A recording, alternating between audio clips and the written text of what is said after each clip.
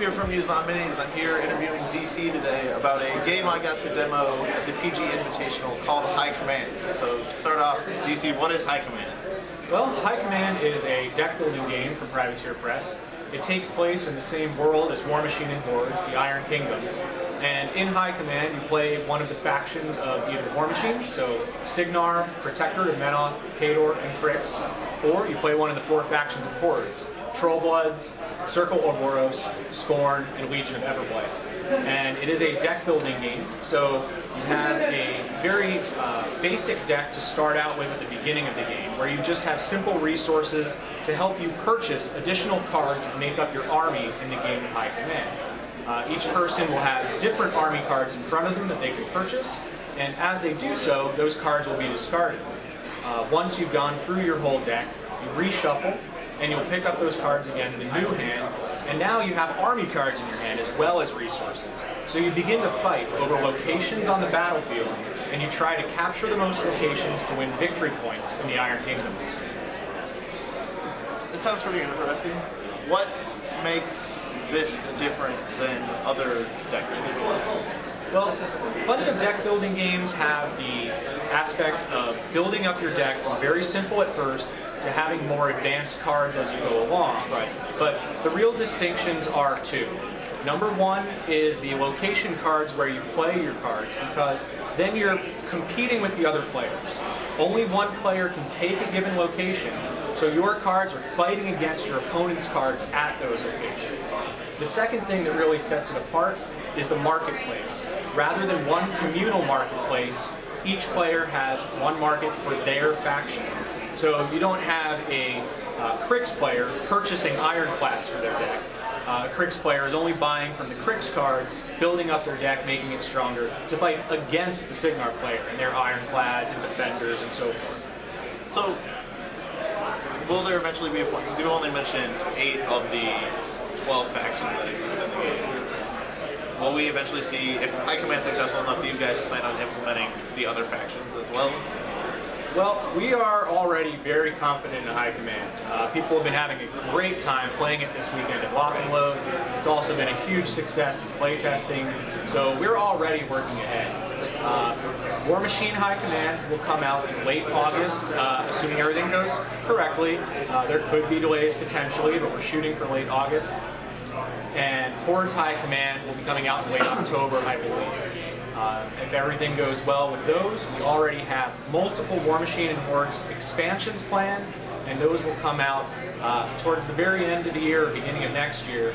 And then one War Machine expansion will come out in 1 month, then Hordes the next month, War Machine the next month. I'm already working on the 4th Hordes expansion, so we are well under development in this.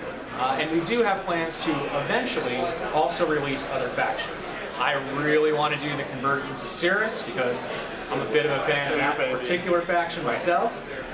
But we also want to do Mercenaries, Minions, Retribution of Syra.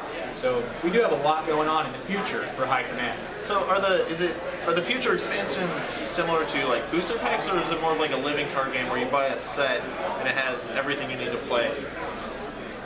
Do you need to buy booster packs where they're random assortments of cards? There is no randomization. Okay. It is the living card game model where what you buy is a fixed set and it's exactly what you need to play. When I was playing the game the other day, I was playing Scorn, which I'm not my faction. I wanted to play Circle, but I couldn't get it. I noticed that a lot of the cards, I mean, they're based off of models. So like I had Bronzeback Titans, which had hyper aggressive. Yep. Like, how did you guys choose to, or how did you implement parts or our favorite models into the card game? Well, it's definitely not a one-for-one transition, but we tried to keep all of the critical essence and critical elements of the models in their transfer card style. Like Mechanithralls, for example, are a very cheap card to purchase or to deploy, but they're also very easy to destroy. And they have the combo strike ability, just like they do in War Machine. Rather than that meaning exactly the same thing, it has card mechanics associated with it instead of miniature mechanics. Right. But all of those cards, I attempted to keep them as faithful as possible to the original, while also keeping them in certain themes, so that the factions will each play differently. So if you play Signar one day, you play Crix the next day, you'll have a different experience and can enjoy different aspects of it. One of my favorite things about deck building games, is their replayability. When you set up a different market in a deck building game, you have a different experience. Well, when you play one of the 4 factions, each of those is going to give you a different experience. And then within one faction, you have different warcasters or warlocks to choose from. Those will also give you a different experience. So there's so much replayability built into High Command. So I guess I have a couple more questions. One, when we demoed them here, we were always in groups of 4 because everyone wanted to get in. What's the minimum number of people that can play, and what's the maximum? Well, the game can be played with 4 players in a big free-for-all. It can also be played with 3, and it can also be played with 2. The 2-player game really gives you that one-on-one experience, while the 4-player game is going to have a lot more diplomacy and deals and backstabbing. Right. So it's 2 very different styles of gameplay based on how you choose to play the game. And then when we demoed them here as well, Hordes was separate from War Machine, whereas in our favorite games, War Machine and Hordes are played together. Do the decks, can we play them together? Can we have Scorn versus Signar, or are they separate? They are absolutely playable together. In one of the games, even on Thursday, one of the players really wanted to play Scorn, so I grabbed Scorn out of one of the Horde sets, and he played against 3 War Machine players. So you can have any number of people playing War Machine or Hordes, but it's a 2 to 4 player game total. That's all the questions today. Do you have anything else you would like to add?